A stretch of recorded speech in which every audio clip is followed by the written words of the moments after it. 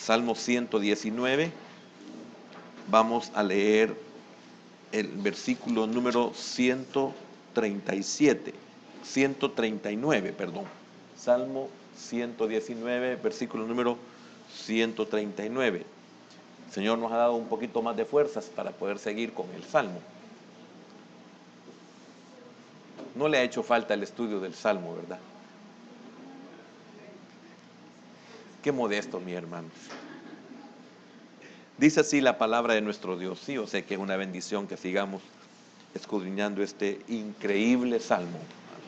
Dice el libro de los Salmos, el Salmo 119, versículo número 139. Mi celo me ha consumido, porque mis enemigos se olvidaron de tus palabras. Señor amado, no hay palabras para agradecer el hermoso privilegio que tenemos de abrir las Escrituras. Señor, no hay palabras, porque es una gran bendición leer tu palabra y más todavía ponerla por obra. Señor, enséñanos, ayúdanos, por favor, que la mala comprensión de tu palabra no nos elimine, Señor, porque nosotros ponemos nuestra propia opinión en tu palabra. Permítenos ser enseñados por ti en esta noche y, Señor, haz tu obra por medio de ella. Señor, estamos muy conscientes de que lo que más abunda en nuestra vida es tiniebla. Señor, por favor, ilumínanos por medio de tu palabra. En el nombre poderoso de Jesús.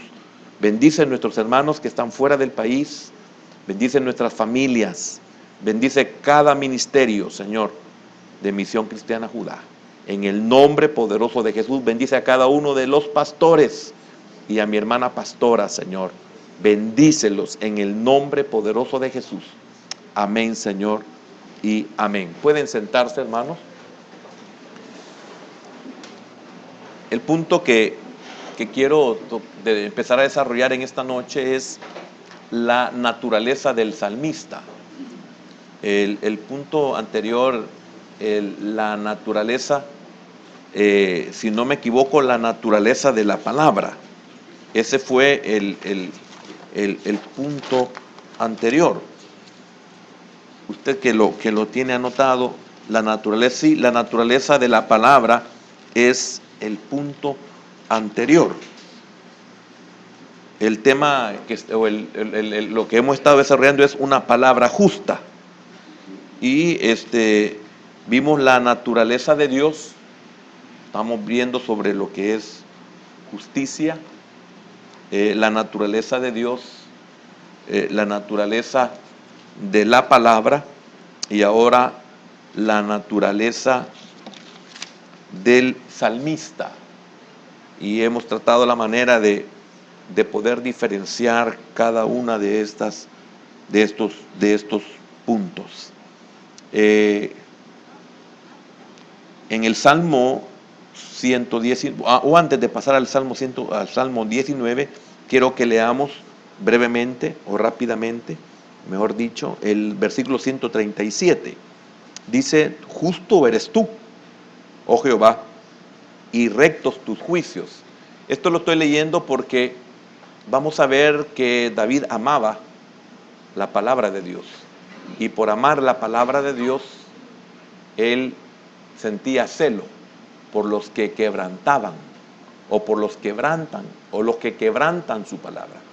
Y antes de iniciarme, quiero aclarar en qué sentido y el por qué que David sentía celo por aquellos que quebrantan la palabra, por aquellos que vituperan la palabra, por aquellos que desprecian la palabra. Hay un amor por la palabra, hay un amor por Dios, y al sentir ese amor lo lleva a él a sentir ese celo. Y vamos a ir escudriñando y profundizando a qué se refiere ese celo. Ese celo, de alguna manera, lo podemos comprender en lo humano.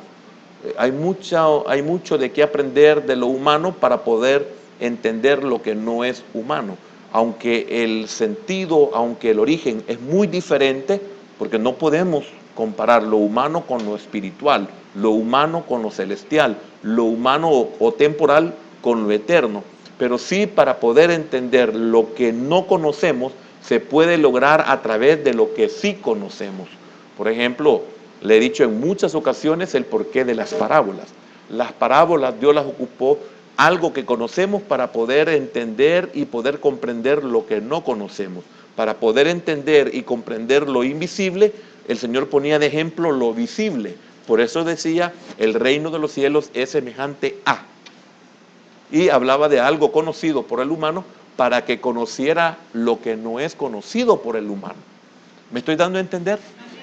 Esto es muy importante, con la única diferencia que usted no puede tomar como base lo humano en sí, porque solo es usado para poder entender. Por ejemplo, cuando Juan quiere decir cómo son las calles del cielo, él tiene que ocupar algo conocido en la tierra para poder más o menos entender, para poder más o menos comprender, para poder más o menos visualizar o imaginar cómo es el cielo. Por eso él decía que eran calles de oro. En el cielo no hay oro, no es oro. El oro es algo terreno, el oro es algo de la tierra, algo temporal, algo contaminado, que es un material que no podemos usarlo para lo eterno, porque se dice que el oro no puede estar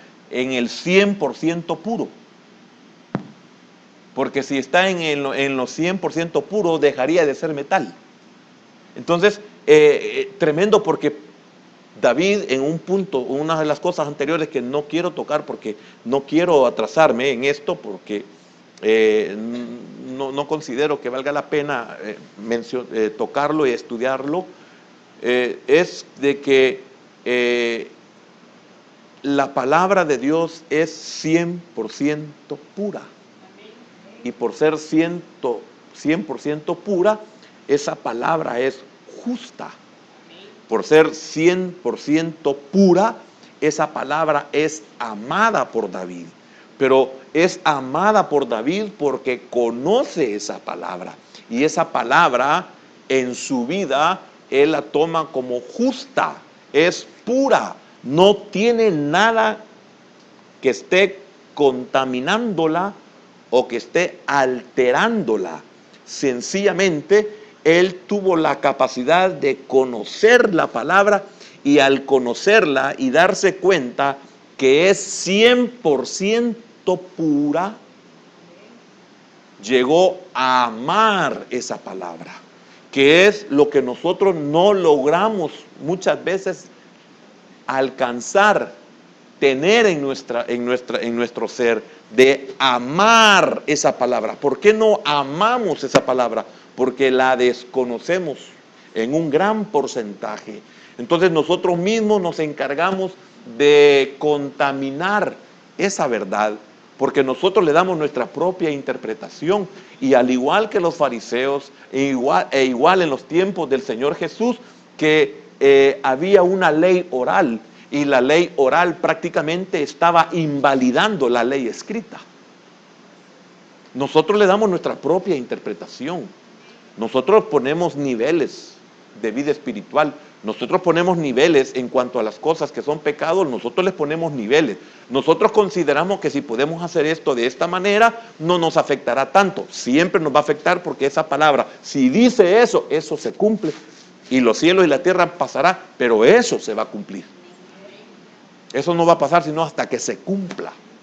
Entonces, son de las cosas que nosotros lamentablemente no sabemos apreciar, no sabemos valorar, no sabemos guardar, no sabemos buscar, alcanzar, lograr, obtener. ¿Por qué? Porque desconocemos que esa palabra es pura 100%. Y al decir que es pura 100%, es buena para mí, es necesaria para mí. Y aunque por lo menos hay 80 versiones de lo que es la Biblia en inglés, Hay 80 versiones mínimo. Y en muchas de ellas hay anotaciones donde al lector, al estudiante, le dan cierta duda de esa palabra. Y la palabra de Dios es pura. David llegó a entender, a comprender, a darse cuenta, a reconocer, se le reveló, como usted lo quiera tener, que esa palabra es 100% pura, que aunque el hombre quiera alterarla de alguna manera por medio de una versión, no puede ser alterada, porque Dios se ha encargado, como lo vimos al principio del estudio, Dios se ha encargado de que esa palabra se mantenga pura. Y aunque usted y yo, como teólogos, y querramos nosotros hacer una versión adecuada, etcétera, no va a cambiar la verdad de Dios, porque esta palabra está en los cielos y ahí está guardada y está preservada, como lo vimos en uno de los tantos estudios que hemos tenido los días martes. Eso no es alterable, eso no puede ser cambiado. Usted puede hacer su propia Biblia si quiere, sin embargo, las cosas que están escritas en ella como palabra pura se cumplirán aunque usted cambie en su versión lo que usted quiera. Ejemplo, un evento escatológico.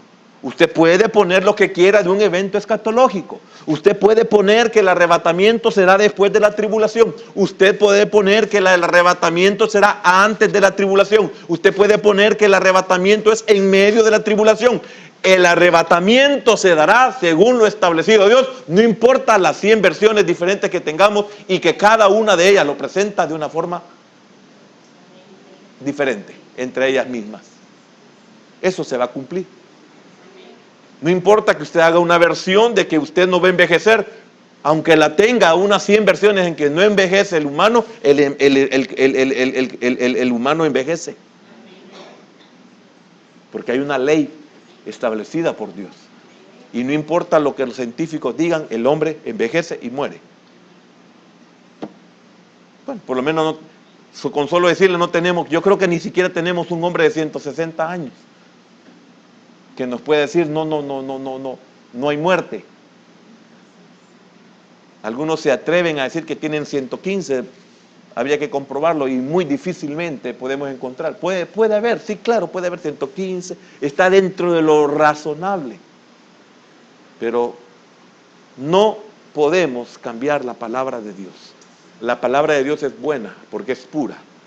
Esta me beneficia en los dos sentidos. Me beneficia en edificarme, me beneficia en dirigirme, me beneficia en todo lo que yo considero que es bueno y necesario para mí, pero también me beneficia en cuanto a sus juicios, son rectos.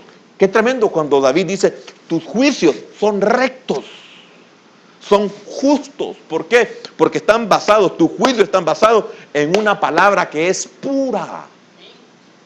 Entonces, ese juicio, inclusive, yo lo acepto y digo, amo la palabra, pero la palabra te ha puesto en un juicio, pero amo esa palabra. ¿Por qué? Porque la palabra de Dios es pura y ese juicio yo me lo he ganado. Y ese juicio hará en mí algo bueno. Amo tu palabra. O sea, el anhelo del creyente cuando logra entender esta verdad, Pablo la llegó a entender esta verdad. Y Pablo pudo decir, en cuanto a la ley, yo era irreprensible. ¿En que cumplió la ley? No, porque entonces hubieran habido dos Cristos. Entonces, ¿en qué sentido? Pablo dice, en cuanto a la ley, soy irreprensible. ¿Por qué? Porque usted comete un error en su conducción de su vehículo. Usted quebranta la ley, hay una autoridad que lo ve, que lo detecta, lo detiene y le pone, aquí nosotros le decimos una esquela, en otros lugares le dicen ticket, le ponen una multa, también le dicen en nuestro país. Entonces, esa multa queda registrada en su expediente. Entonces, cuando usted necesita una solvencia, usted no es solvente, porque tiene ahí una multa, tiene una infracción de la ley. Pero ¿qué se necesita para que cuando usted vaya a sacar una solvencia salga solvente? Hay que pagarla. Cuando usted la paga, esa infracción, esa multa, ese ticket, esa esquela desaparece de su expediente o de su número, lo que sea, o de su nombre, desaparece. Entonces, cuando usted llega y solicita una solvencia y le dan la solvencia, usted no debe nada, usted es irreprensible, usted no debe nada. Pablo dice, en cuanto a la ley, soy irreprensible, fui irreprensible. Significa que cuando él cometió un error, él pagó el precio. Entonces para él la ley era buena, porque esa infracción, ese precio que pagó, fue necesario para él, para poder corregir algo que en él estaba mal e hizo mal. Ahora, yo le quiero preguntar con esta pequeña explicación. Qué pequeña, ¿verdad? ¿Es usted irreprensible? ¿Su expediente está limpio?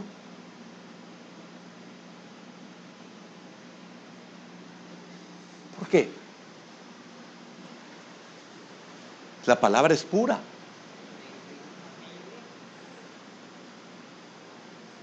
¿Hemos pagado el precio?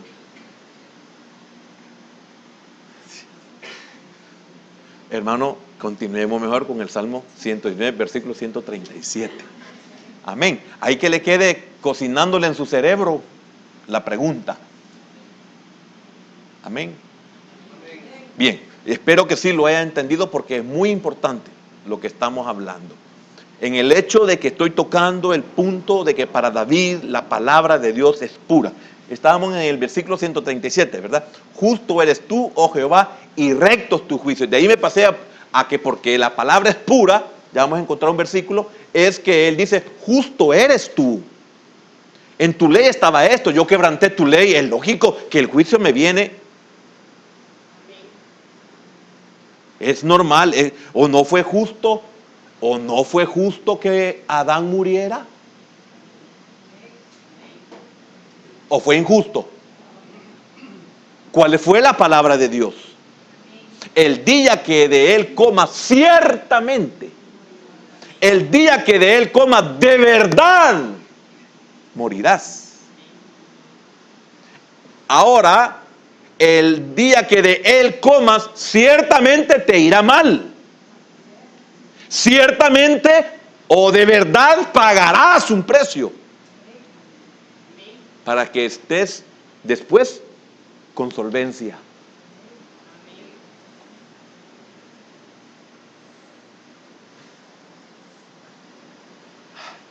Qué tremendo. Qué misericordia la de Dios para con su pueblo. ¿Y cuántos desprecian? Y David sentía celo por los que despreciaban. Y David sentía celo por los que quebrantaban, porque estos no sabían lo que estaban haciendo. ¿Usted siente celo? Ya vamos a ver en qué aspecto. Yo siento celo. Y no porque sea perfecto, sino porque sé lo que es despreciar su palabra, lo que es no valorar su presencia, lo que es ser ingrato con Dios. Siento celo. Cuando usted es un hermano, no el mayor, posiblemente el mayor de una tandada de hermanos, y usted ve como su mamá especialmente, o su papá como sea, cuando usted ve como hermano que su mamá, qué tremendo, qué dedicación, qué cuido, qué acercamiento, qué protección, qué elección, todo hacia uno de sus hermanos. Y cuando usted ve que que tiene tantos beneficios es malcriado con su madre, ¿no siente usted celo? Le voy a cambiar la palabra que lo dice la Nueva Traducción. ¿No siente usted indignación? ¿Por qué? Porque usted ama a su madre y reconoce cómo es su madre. Y ella no merece que su hermano le falte el respeto. ¿Por qué? Porque para usted su madre es pura. Estoy hablando en lo humano, para que usted me comprenda lo no humano. Por eso la unión con Cristo, para que le entendamos, el Señor ocupó como analogía al matrimonio.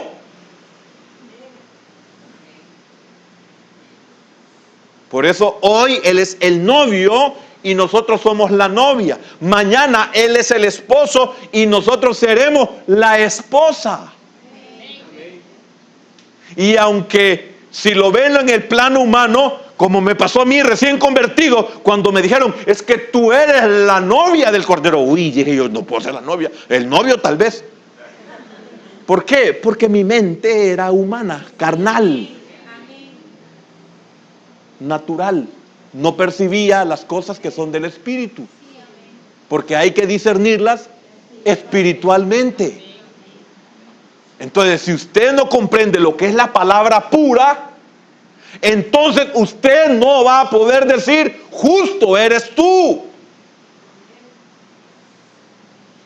Jehová, y rectos tus juicios. No puede usted decir eso si usted no conoce al Señor, si usted no conoce su palabra, si usted no está convertido, no va a poder decir eso que David podía decir. El versículo 138, tus testimonios que has recomendado son rectos. Oiga, y no dice fieles, muy fieles. Ahí la palabra en el hebreo fieles es, se me ha olvidado, significa fe, fidelidad. Son muy fieles. Habla de seguridad. Déjeme ver si lo tengo aquí algo cerca. Esa es la palabra que David ocupa. Sí, emuná es la palabra hebrea. Emuná era del pedacito que se me quedó del punto anterior. Literalmente firmeza. Literalmente es firmeza, o sea, es firme. Qué bueno es para mí, dice David, que esa palabra es firme.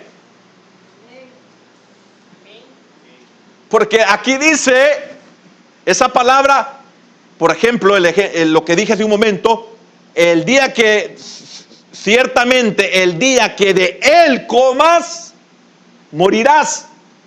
Entonces esa palabra es firme, esa palabra no hay nada que lo cambie. Y qué bendición es que no hay nada que lo cambie. El diablo no podía cambiar eso, podía cambiarlo en otra forma, en otro sentido. El diablo pudo dar otra versión.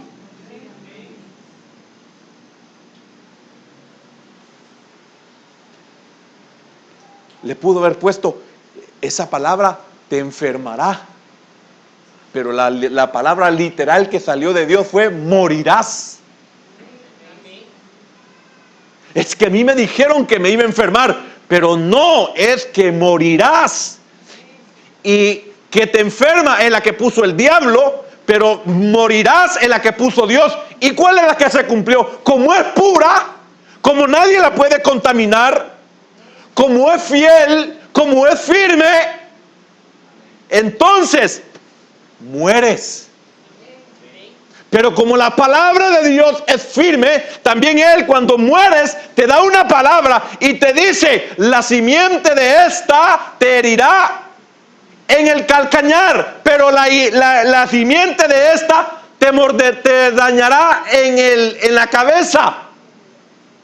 Pero esta simiente te salvará. Qué bueno que la palabra de Dios es pura.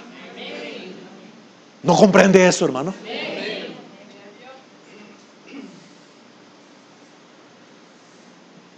Ahora entiende por qué David amaba la palabra. David estaba consciente por la palabra de Dios que él no era puro, pero él sabía que la palabra de Dios era pura. Entonces, como él amaba a Dios, pero antes de eso se dio cuenta que Dios lo amaba a él. Y Dios lo alcanzó a él, podríamos decir. ¿Por qué? Porque Dios lo escogió a él. Cuando él apenas era un pequeño y desechado.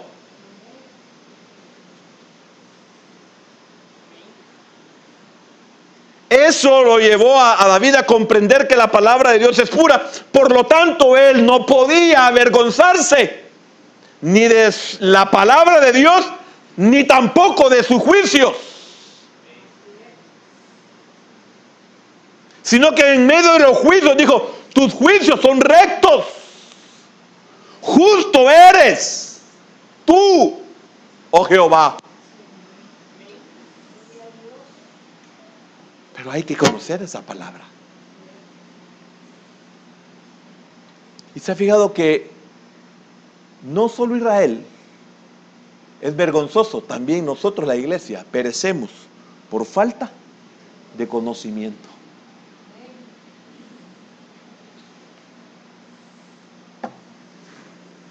Porque no estamos solventes, tenemos un montón de multas que no hemos pagado.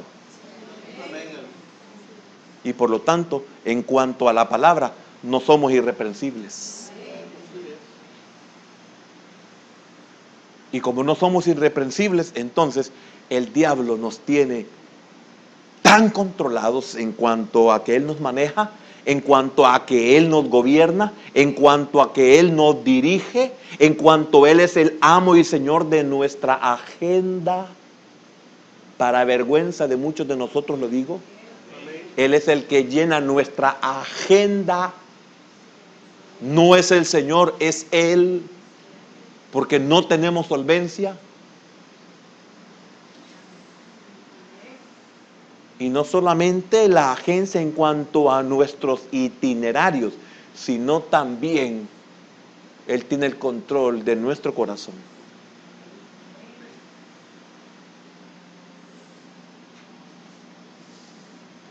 Versículo 139.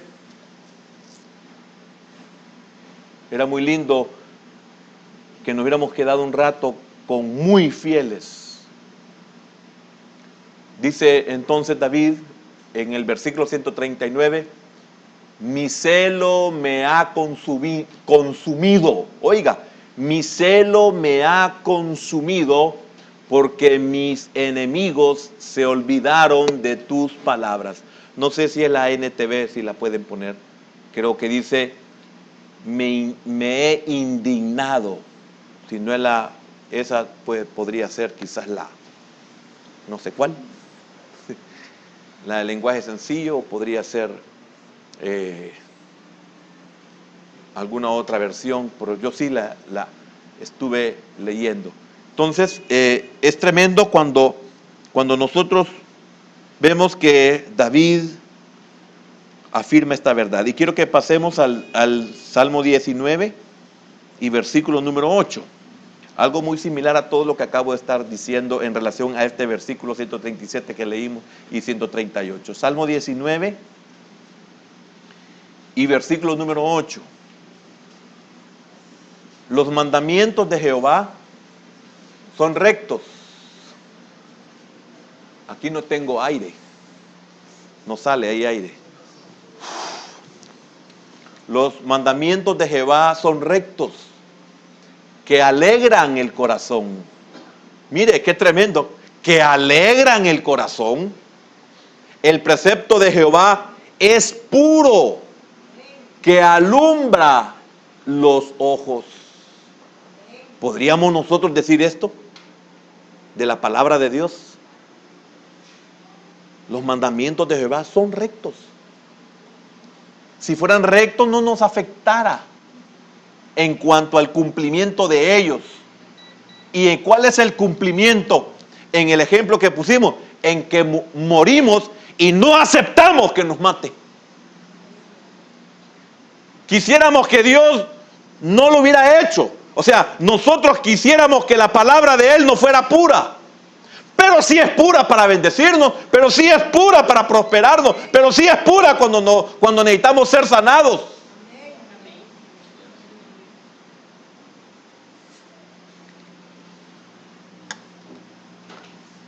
Entonces, David llega a esta conclusión. La palabra de Dios es una palabra recta y justa, porque Dios es un Dios recto y justo. Démosle gracias a Dios que Él es justo y es recto, aunque duela.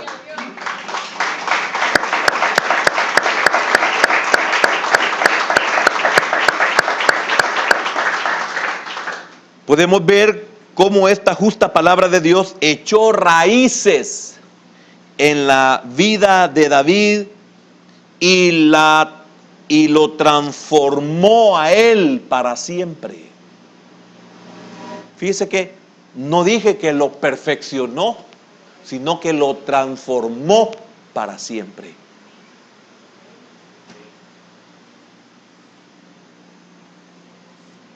Quiero decirle algo. Usted y yo podemos, ¿cómo es lo que le dije? No, usted y yo podemos, no seremos perfectos. Nunca, nunca, jamás seremos perfectos mientras estemos aquí, en esto. Jamás. Pero sí seremos transformados. Hay promesa de la palabra pura. Hay promesa que la senda del justo, hay que ser justo, es como la luz de la aurora que va en aumento, aunque no seamos perfectos, pero va en aumento hasta que el día es, un día vamos a llegar a ser perfectos porque la palabra de Dios es pura. No hay nada que la pueda contaminar. No hay nada que la pueda alterar.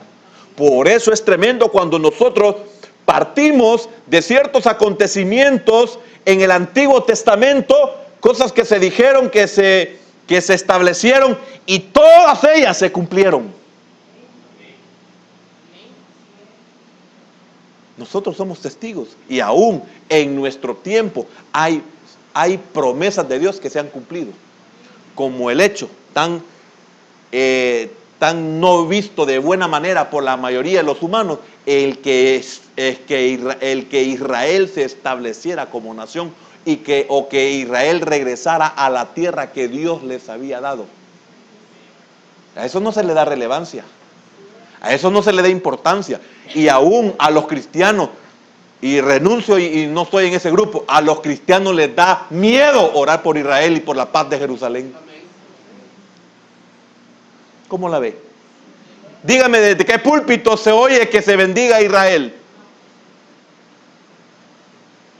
¿Qué ministerios oran por la paz de Jerusalén? Y ahí están los salmos: orad por la paz de Jerusalén. Y qué triste, ¿verdad?, que no entendemos esta verdad que es pura. Bendeciré a los que te bendijeren y maldeciré a los que te maldijeren. En ti serán todas las familias de la tierra benditas.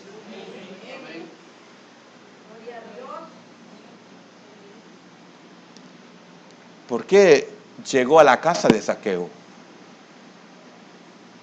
¿Por qué sanó a aquella mujer encorvada? Porque eran hijas e hijos de Abraham.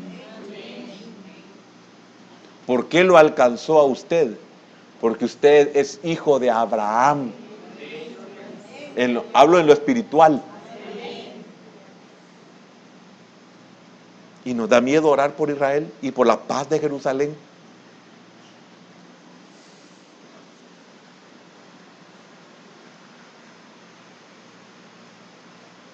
No os amedrentéis por esta multitud, porque no es vuestra la guerra, sino de Dios. Es que mire, son millones. No os amedrentéis por la multitud, no es vuestra la guerra, sino de Dios. En los tiempos de Eliseo.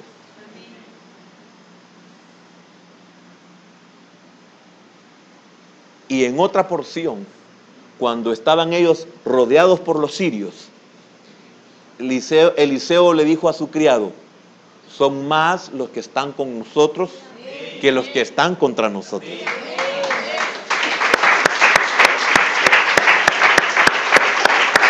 Ahora, ¿por qué le digo esto? Usted no debe de temer bendecir a Israel. Y con esto no estamos diciendo que somos enemigos de los otros, no. Pero a mí, me dice mi Dios, orad por la paz de Jerusalén. Claro, usted es cobarde, no lo haga. Y si es cobarde es porque no es nacido de nuevo.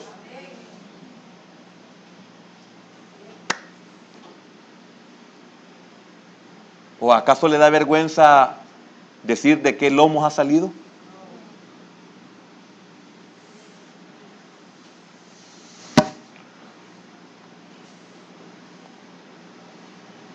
Entonces,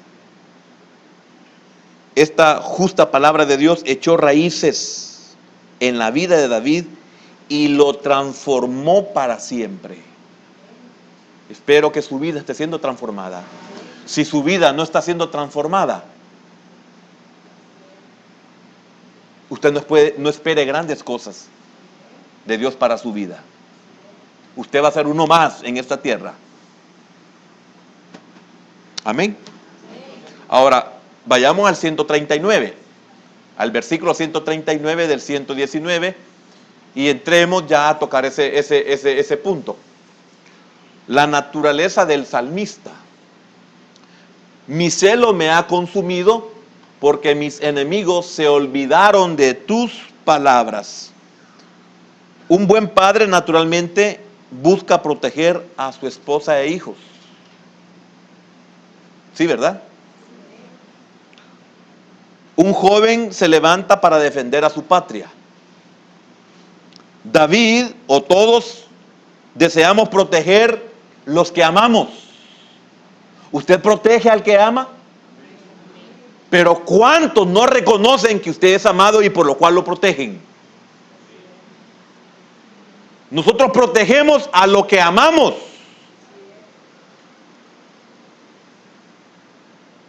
Es una verdad.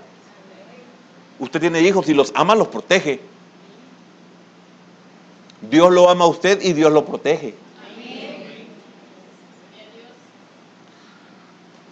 David ha aprendido a amar la palabra de Dios. Entonces, si ama la palabra de Dios, entonces Él protege. Él siente celo. Si usted ama a sus hijos y usted ve cómo sus hijos se pueden apartar, usted se indigna. Si usted ve que a los hijos que ama se les acerca malas compañías, usted siente celo. Porque los ama. Hoy me comprende en qué sentido David sintió celo e indignación, cualquiera de las dos cosas. Celo o indignación en cuanto a aquellos que no obedecían, en cuanto a aquellos que no cumplían la palabra, porque amaba. Cuando usted siente celo por su hijo, es porque lo ama. Y no solo por su hijo, sino en cualquier nivel, amistad o familiar, fraternal. Inclusive, yo siento celo cuando usted anda por ministerios. ¿Qué anda haciendo ahí? Ahí va a venir con unas grandes patacones y garrapatas. Va a venir con parásitos. Claro que me siento celoso, porque es mi oveja.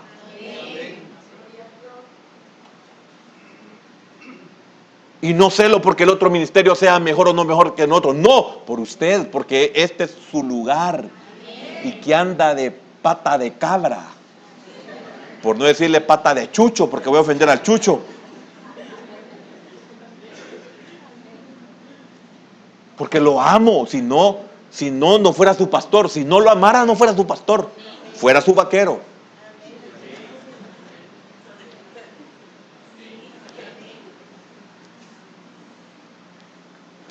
¿O usted se preocupa por los hijos del vecino? Se preocupa por sus hijos. Se preocupa por quien usted ama. Usted no puede sentir celos por alguien que no ama. Ahí usted ve que sale el vecino a fumar. Usted no siente nada, es problema de él y su papá. Pero si usted ve que es su hijo y este marihuana boy se le acerca,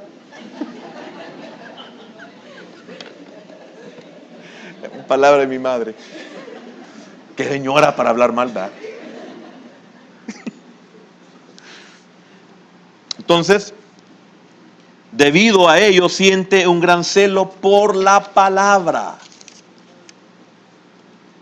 Se molesta inmensamente cuando ve a alguien violar la palabra de Dios. Fíjese que David no era perfecto. Es que usted como padre no es perfecto. Pero usted ya vivió cuando se viola una ley natural. Usted no es perfecto, pero sabe cuáles son las consecuencias cuando usted viola la sanidad de su cuerpo. Si usted fue un fumador y ve que su hijo quiere fumar o fuma, usted se pone celoso. Si usted fue un bebedor y sabe las consecuencias del alcohol, sabe las consecuencias del alcoholismo, va a sentir indignación, se va a poner celoso si usted descubre, veo, algo similar en su hijo. Y no porque usted sea perfecto, sino porque usted ha sufrido las consecuencias de violar. Cuando usted ha experimentado las consecuencias de violar la palabra, de violar el mandamiento, usted siente celos. No lo haga. No vaya. No esté. No participe. Hay celo. Y cuando se da, hay indignación. No lo hubiera hecho. No me pasó nada. Así dijo a Adán. No cayó en el momento muerto, sino que inició el proceso de muerte. Comenzó a su cuerpo a involucionar, porque era perfecto, y de perfecto pasó a terminar en polvo. O sea, comenzó la imperfección en él. Imagínense los que hoy somos adultos. ¿Cuántos no creímos lo que nos dijeron cuando éramos jóvenes? Y qué triste y qué doloroso es que pasaron unos años y empezamos a disfrutar las berenjenas famosas. Y empezamos a decir y a darnos cuenta, hoy estoy en este macho y me toca jinetearlo. Y algunos bien chúcaros, porque eran inconversos o inconversas.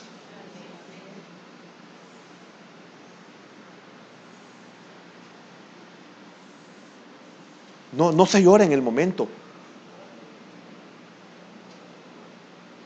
No se llora en el momento. No, lo que pasa que el día que de él comas, la versión del diablo. ¿Se da cuenta? Porque yo no estoy de acuerdo con las versiones.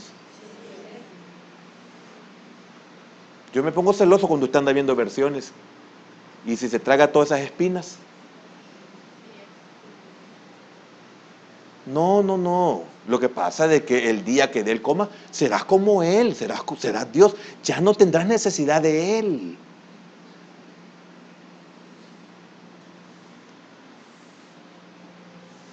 Qué maravilloso es llegar a entender que la palabra es pura. 100% fiel.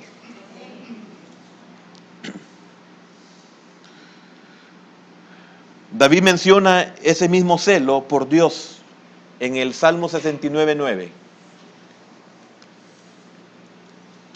Salmo 69:9.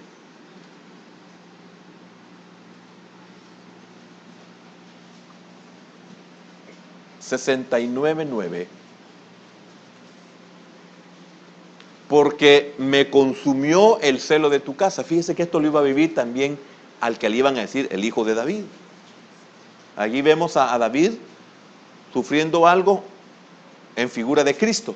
Porque me consumió el celo de tu casa y los denuestos de los que te vituperan cayeron sobre mí. En este caso, él representa en sentido profético al Señor Jesucristo, quien también se vería consumido por su celo por Dios y su palabra cuando echó a los cambistas del templo. Juan capítulo número 2, versículo 15 y 17, si no me equivoco. Juan 2:15.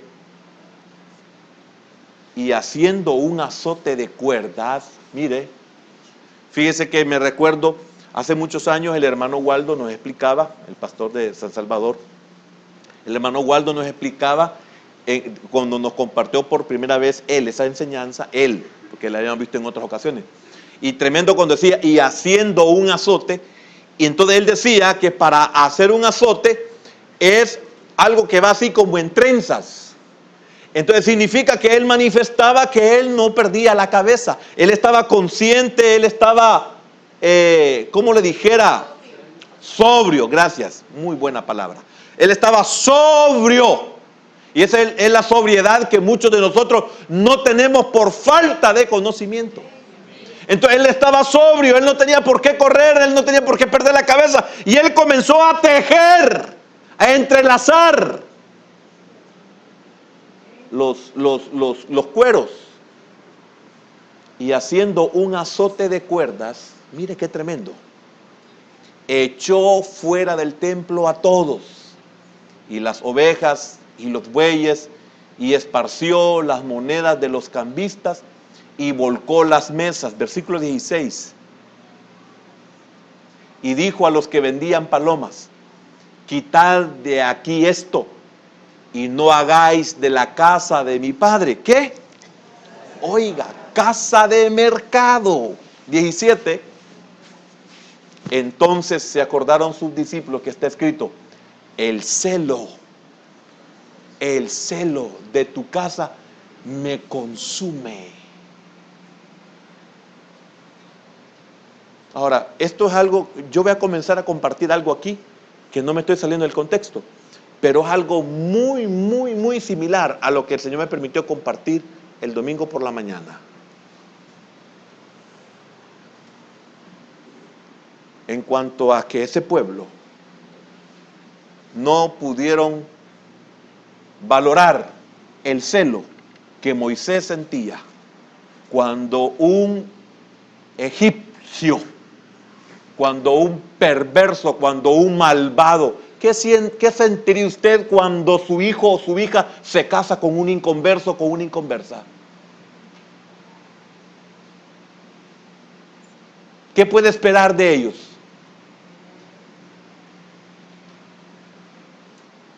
Que fume, que tome cuando su hija jamás ha visto en usted un cigarro ni en ella, o que beba cuando jamás en su casa ha tenido alcohol. ¿Qué va a sentir usted como padre o como madre cuando usted ve que el cónyuge de su hijo o de su hija no la valora y tiene por regla: 100 mujeres han pasado por mi vida? Dígame, ¿no le da celo a usted eso? Usted puede hoy comprender el celo que sentía el Señor Jesús por su casa, la casa de su Padre. La han hecho casa de mercado. Esta es casa de Dios, es casa de oración, es casa de sanidad, es casa de liberación, es casa de salvación, es casa de amor, es casa de armonía, es refugio para el necesitado. Pero como la habían vuelto casa de mercado, ahí estaban los enfermos y las ofrendas que estaban vendiéndose ahí a los ofrendantes, los sacerdotes. Eran ofrendas, eran animales enfermos, no aptos, no llenaban los requisitos. ¿Y cuál era el celo? ¿Y cómo Dios te va a recibir una ofrenda así? ¿Comprende por qué era la ofrenda? No era el simple hecho de que había que presentar algo. No. ¿Entiende por qué David dijo: no, Arauna, no te puedo aceptar lo que me lo regales, ni el campo, ni lo que voy a ocupar? Es porque, como dice la palabra, no es la ofrenda.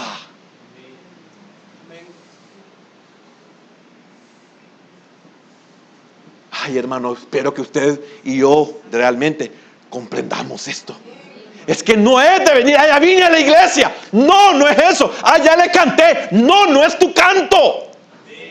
Ya le serví, hermano, gloria a Dios. No, no es tu servicio. No es venir a hacer algo.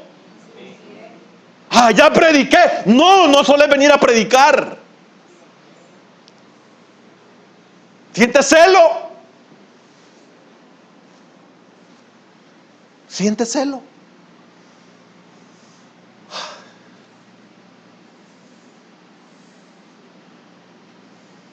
Entonces se acordaron sus discípulos que está escrito: el celo de tu casa me consume. Este es el tipo de celo que Pablo experimentó en Atenas. Hechos 17, versículo 16.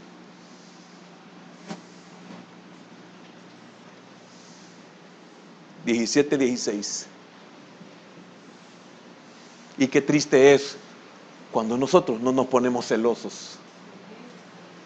Mire, hermano, disculpe, pero sigo de metido. Sí, para eso me han puesto, para ser metido en su vida. Si usted es de Dios, si usted no es de Dios, no soy metido. Pero mire, cuando usted no siente celo por algo, y yo no estoy hablando de ese celo que viene del infierno. No estoy hablando de ese celo, no he tocado ese punto del celo. Es porque no amamos. Usted dice que ama, yo digo que amo, pero si no sentimos celo, no amamos. El Señor amaba la casa de su Padre. ¿Y qué sintió? Cuando se dio cuenta que la casa de su Padre la habían vuelto mercado. ¿Qué siente usted cuando ama a su hijo? ¿O qué siente usted cuando aman a su hija y la agarran o lo agarran como que es casa de mercado? No quiero decir qué cosas. Esas como papá usted las sabe y como mamá usted las sabe. Porque su adolescencia le está diciendo qué es lo que usted hizo o qué le hicieron. Su adolescencia le recuerda en qué usted, de qué se valió y de qué se valieron. ¿O acaso no cuidamos a nuestros hijos porque ya fuimos niños?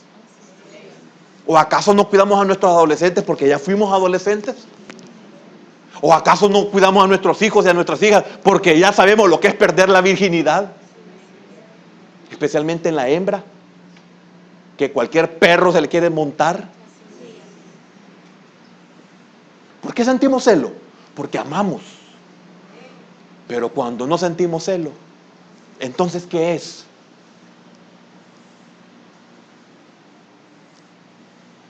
¿Por qué tenemos que usar cosas tan fuertes para entender, hermano? ¿Será que no lo entendemos y Dios tiene que permitir que oigamos cosas tan feas? Para que entendamos qué es el celo.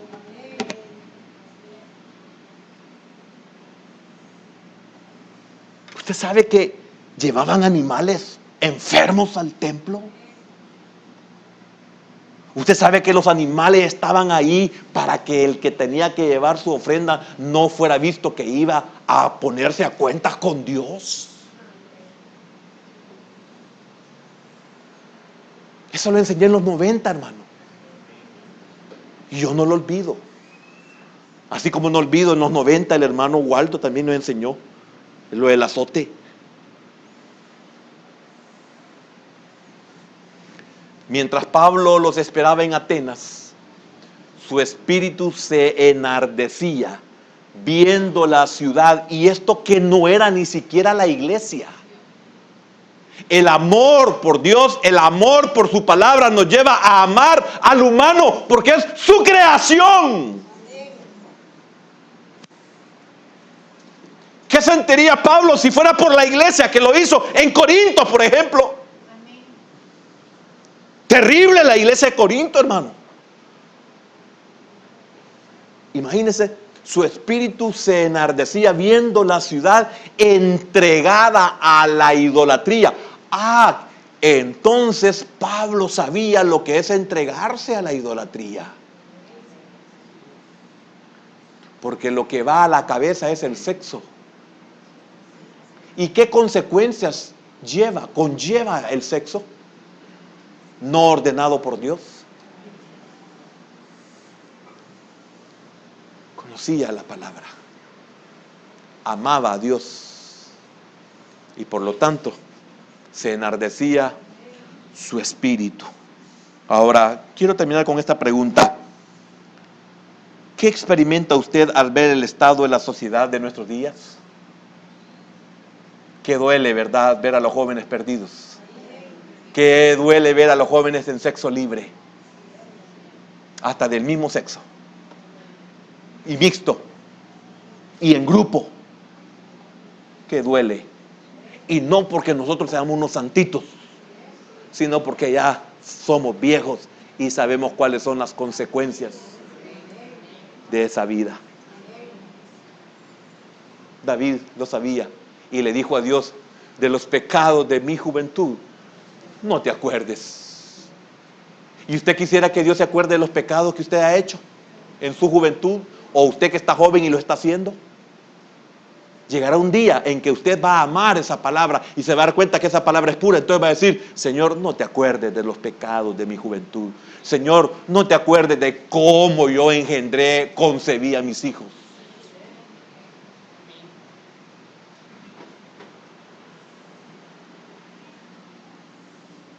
Llegará el día, si es que llegamos nosotros a darnos cuenta que la palabra de Dios es pura. Y esto no lo voy a dar hoy en estos momentos porque así me fue el tiempo, pero quiero compartir el celo en cuanto a las personas que amamos.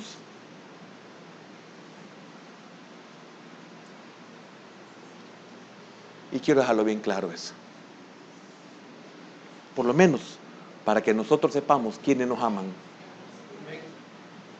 aunque nosotros no lo valoremos. Especialmente en Cristo, ¿verdad? Lógico. Vamos a orar.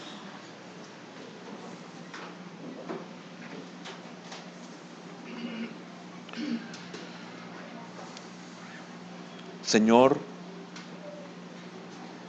a veces no tengo ni qué palabras para orar y poder ministrar, Señor.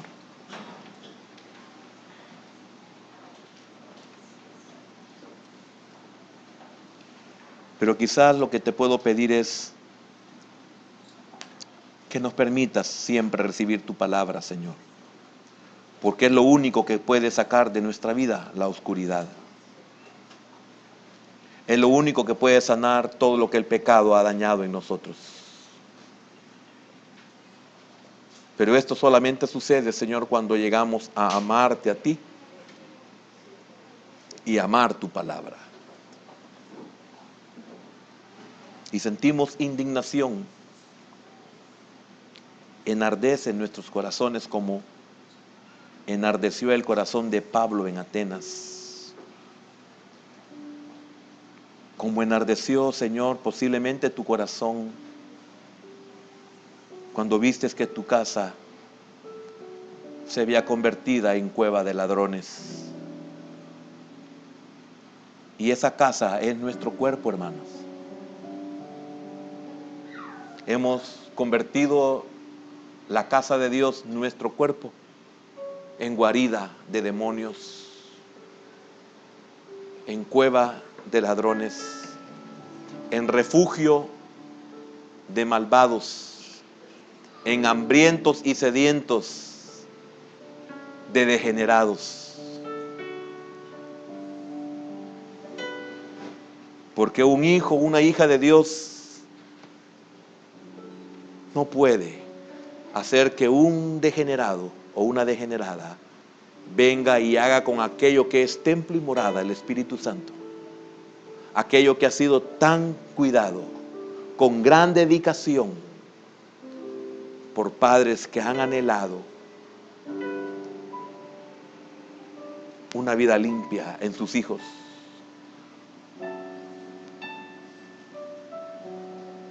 Tengan que sentir celo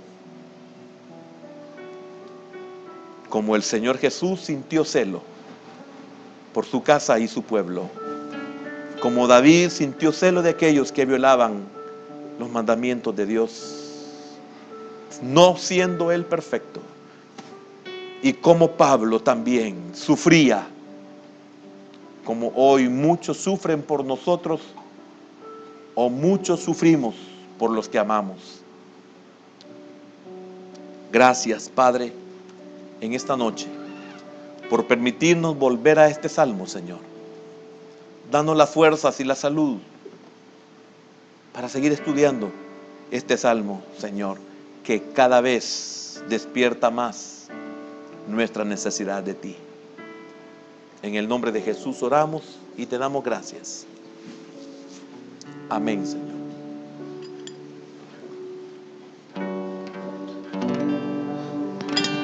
No basta solo con cantar, no basta solo con decir, no es suficiente solo con querer hacer. Es necesario morir.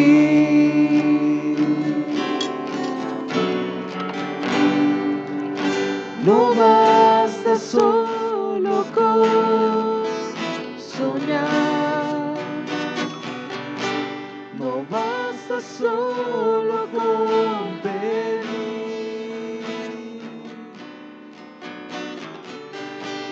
No es suficiente solo con querer tener. Es necesario morir. Dame tu vida, esa clase de vida que sabes dar. Dame tu vida, yo quiero vivir solo para ti. Dame tu vida, resucítame en ti. Yo quiero vivir solo para ti.